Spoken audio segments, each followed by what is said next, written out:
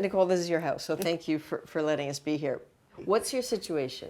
So pre-COVID pandemic, I had sold my home and went into the rental market. My goal was to be in the rental market for 2 years and then purchase a home.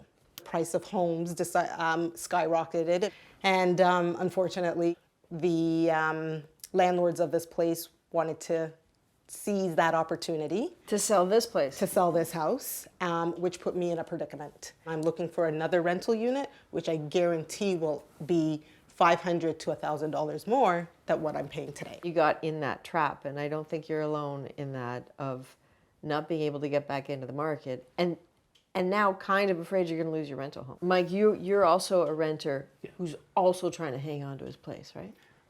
Yeah, about 2 years ago, my building was thrusted into a project where another building was to be put up in the parking lot, and that process has just seemed to, been bulldozed through every tenant with no care of the living standards. There's excessive noise, like between 6 a.m. and 7 p.m. Monday to Saturday, and holidays even, like holiday Mondays. The response back from the management company, and their words in the letter is, take us to court. If you don't like it, take me to court. So you feel like you're being pushed out? Yeah, 100%. My rent's very affordable there. Yeah. I think that's part of the push. It looks as if they want me and any of the previous tenants, they want us out. My rent now, if I was to leave, would be more than double to the new tenant moving in. Oh, really? Like I'm paying $1,580. It's on their website. It's $32.95 for my unit. Yipes. So that feels out of reach. Yeah. Toshek, you're a homeowner, but things are not great. I have one property that I have rented out, and what happens is this year I got a tenant that moved in and started to not pay rent, and that has been going on for months. It's just becoming difficult and more difficult as every month goes by, and there is no end to it. I am tapping into different sources of financing this situation, which is literally high interest rate line of credits and HELOCs and whatever I can do, and try to survive. So are you considering selling? Who will buy a property with a tenant who's not moving out? Okay, Right? so what is your situation? It's different, right? Yeah, so I am more than a regular mom and pop landlord. I have several buildings. I've been a landlord for almost 2 decades now and have several properties. Again, they're all leveraged. It's a bit scary because I have my strategy, my whole net worth really is in real estate, and it's about leveraging itself to buy more properties to be able to, build more, right? So the thing that's really hurting me right now is the interest rates. And are your properties market-based prices or rent control? What's happening? Most of them are rent controlled, and I'm not against rent control. Obviously, as a landlord, I prefer not to have rent control and have the right to be able to raise the rent if I needed to, but I don't raise rents personally. You don't raise the rent? I do the small nominal increases, which is for 2023 is 2.5%, Yes. which is very minor. It's not small if it's your rent and everything else is going up. But at the same time, my mortgage is going up, my tax is going up. I just got my municipal tax bill or assessment, and that just went up by 26%. Not to mention maintenance fees or maintenance costs, taxes, et cetera, et cetera. Everything just keeps going up. So, I have a lot of questions about that. Listening in here, obviously, is Armenian Easy. Where would you rate housing in terms of urgency right now in this country? I would say it is approaching a national disaster. We've been kind of inflation obsessed this year around the world. What started off as a supply issue has continued to be a supply issue, and nowhere is that more poignant than in the housing market in Canada, where we just are not building enough. Insufficient supply means rising costs, rising rents, rising mortgage costs, rising interest rates. We just are not building enough to make sure that if you need to leave where you're living, there is a place for you to move to. There's just nothing cheaper out there. Well, to that point, I was thinking about you, Mike. This notion of feeling pushed out. I mean, what is somebody supposed to do if your rental unit, you just get the feeling they're trying to get you out? In my situation, I push back right up to that line because it's my life. This is my kids' life. Both kids are in high school. A couple years left for them, and I don't want to uproot them We have to live in this constant just disarray. Do you have any advice for Mike? I mean, as a landlord? Yeah, well, I mean, there are cheaper parts of the country to live in, and I know it's not easy to move. But to address the comment earlier where you said that your rent has pretty much doubled over the past... No, so not my rent. Most people have. Right? Sorry, the But current a rent new versus... tenant. You could say the same thing for housing as an owner, right? The costs have more than doubled in the past, whatever, Yeah. 10 years, right? I say with rent controls, it's the same thing though, right? Because if you look at what inflation is, 6, 7%, 8%, but yet our increase is only 2.5%, and it's been like this for decades.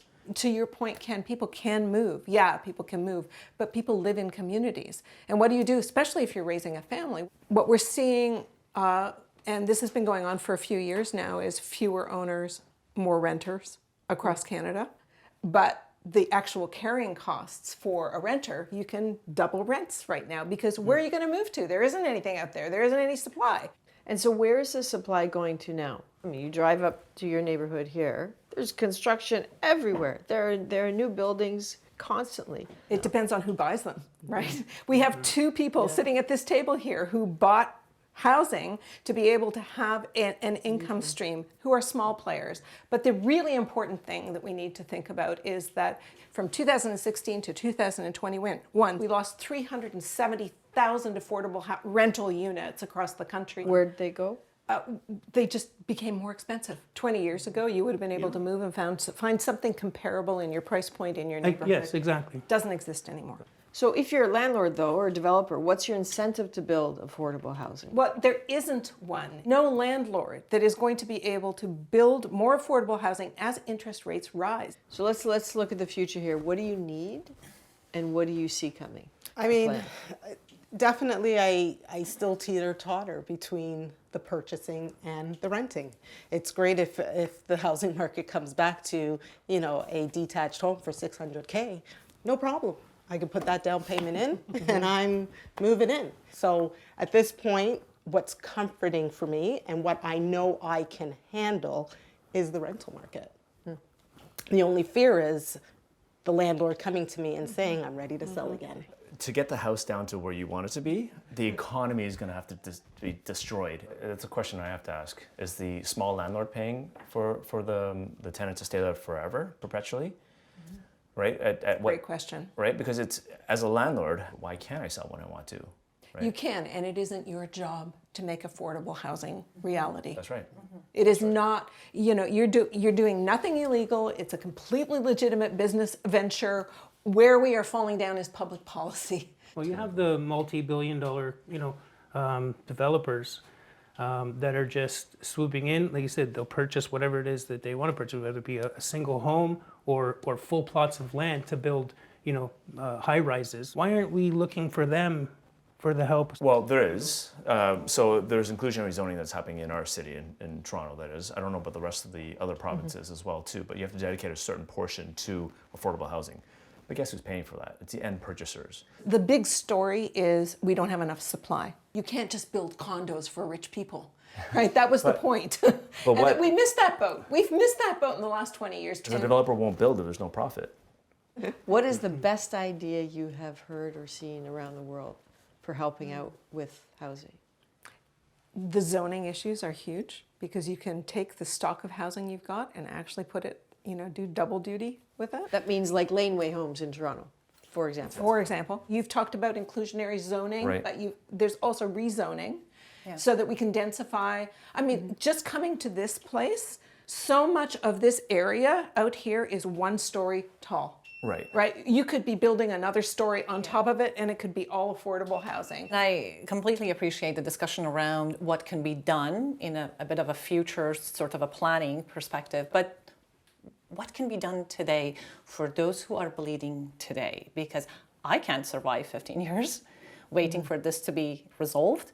And so LTV needs to deliver what they're supposed to do, an efficient system in place to deal with issues when they arise. Because what happens ultimately as a small landlord, either I start to consider getting out of the market or start to consider hold on to not renting it. I don't know Right. how. So there's no satisfaction with the landlord-tenant bureau at either end, landlord or tenant.